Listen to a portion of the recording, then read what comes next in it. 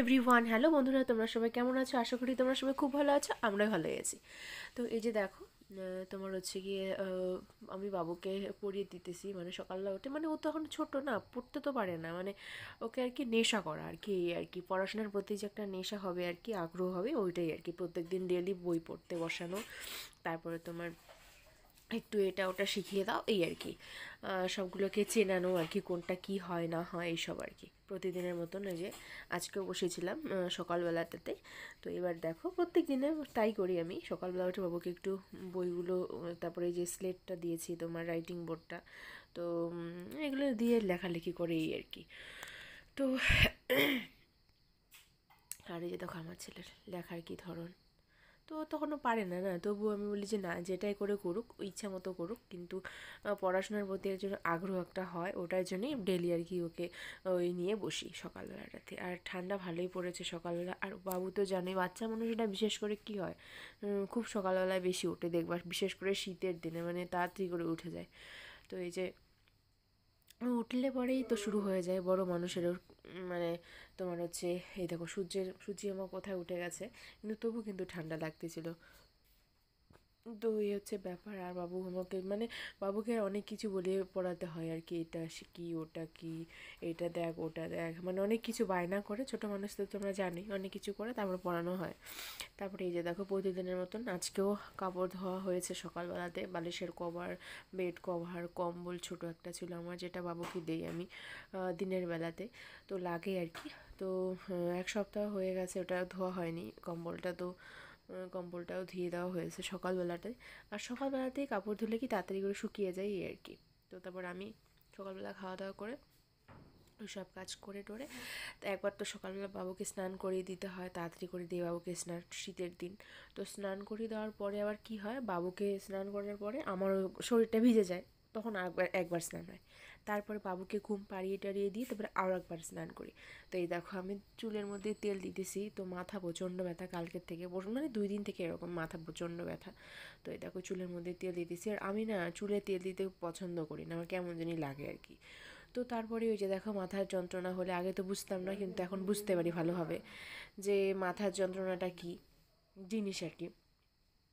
তো এই হচ্ছে ব্যাপার।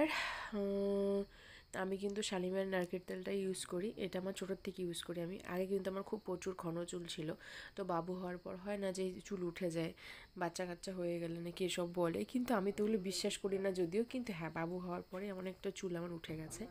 তো এই হচ্ছে ব্যাপার, শরীরের মধ্যে তো অনেক কিছু থাকে বলো, হয়তো একটার জন্য তো হয় না, বেবি হলেই যে হয় তা না, অনেক কিছু প্রবলেমের কারণেই চুল ওঠে। তো এই হচ্ছে ব্যাপার। খুশকিও আর শীতের দিনে খুশকি হয়, কিন্তু আমার চুলে অন্ততপক্ষে খুশকিটা নেই। শ্যাম্পু করি আমি ডেলি করি না, আমার দিদির আবার কী করে ডেলি করে, কিন্তু আমি ডেলি করি না, যদিও 1 দিন 2 দিন বাদে বাদেই করি, কিন্তু করি আর কি। তো প্রত্যেক দিন ওই তোমার এই বর্ষার দিনে বিশেষ করে চুলের প্রবলেমটা বেশি দেখা দেয়, সবারই দেখা যায়। আর মাথায় ব্যথা করলে, যন্ত্রণা করলে খুবই খারাপ লাগে, আমার তো খুবই খারাপ লাগে। আগে বুঝতাম না, মানে কেয়ার করতাম না, কী জিনিস মাথা ব্যথা সেটা বুঝতামই না ভালোভাবে। আর তারপরে তো দুপুরবেলার খাওয়া দাওয়া হয়ে গেছিলো, দুপুরবেলার খাওয়া দাওয়াটা তোমাদের সাথে শেয়ার করলাম না, কারণ তাড়াতাড়ি করে খেয়েছি আমি। তাড়াতাড়ি করে খেয়ে তারপরে আজকে আমি দুপুরবেলার খাওয়াটা আগে খেয়েছি। একবার তো স্নান করেছি, তারপরে খেয়ে দিয়ে তারপরে আবার একবার স্নান করেছিলাম।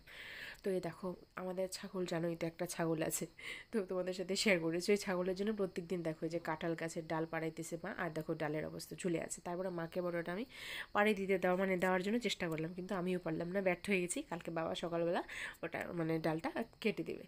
তো তারপরেই দেখো, সন্ধ্যাবেলার দিকে এই যে কাকিমা বাড়িতে গেছি, কারণ একটা পাশের বাড়ি একটা দিদির বাড়িতে আর কি, তোমার ওই কার্তিক মাসের ব্রত পালন করেছে, তো ওদের বাড়িতে এখনও ওই বৈষ্ণব সেবা হয় না, যে কীর্তন টীর্তন হয়ে যে তোমার সারা মাস পালন করার পরে যে খাওয়া দাওয়া করে, ওই জিনিসটা হয়নি। এটা কিন্তু একটা ঠাম্মা আমার, তো ওই ঠাকুমা বাড়ি দেখো সবজি টবজি কাটতেছিল, সন্ধ্যাবেলার দিকে গেছিলাম ওদের বাড়িতে, অনেকক্ষণ লেট হয়েছিল।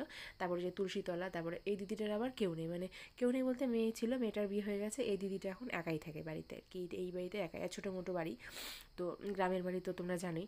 তো এই দিদির বাড়িতে কীর্তন নেমন্তন্ন করেছিল, আর এই যে বৌদি খিচুড়ি রান্না করতেছে। আর গ্রামের দিকে কি হয়, মানে অন্য কোনো মানুষকে বলতে হয় না, এই বাড়ি ও বাড়ির বউটৌগুলো সবাই মিলে একজোট হয়ে রান্না টান্না করে নেয়। আর টাউনের দিকে হলে কি হয়, মানুষকে ভাড়া করে এনে রান্না টান্না করতে হয়। যদি বেশি উৎসব হয় বা বেশি অনুষ্ঠান হয়, তখন একটা আলাদা ব্যাপার, মানুষ এনে রান্না রান্না করে আর কি, এমন না যে করে না। তারপরে দেখো খিচুড়ি, পায়েস টায়েস এগুলো সব দিয়েছিল, তো খাচ্ছিলাম। তারপরে আমার ভাই যে ভিডিও করে দিয়েছে। আর আমার না মোবাইলটা একদমই খারাপ হয়ে গেছে। ফ্রন্ট ক্যামেরা যখন করি তখন একদম কুয়াশার মতন দেখা যায়, আর ব্যাক ক্যামেরা যখন করি তখনও কীরকম যেন একটা দেখা যায়, মানে মোবাইলটাই খারাপ হয়েছে। আর বাবু তো সবসময় মোবাইলটা ঢিল দিবে, এটা করবে সেটা করবে, বিশেষ করে পাকার মধ্যে ঢিল দিলে তো জানোই কী অবস্থা হয়। তো ঠিক আছে বন্ধুরা, আজকের ব্লগটা আমার এই পর্যন্তই। ঠিক আছে, টাটা।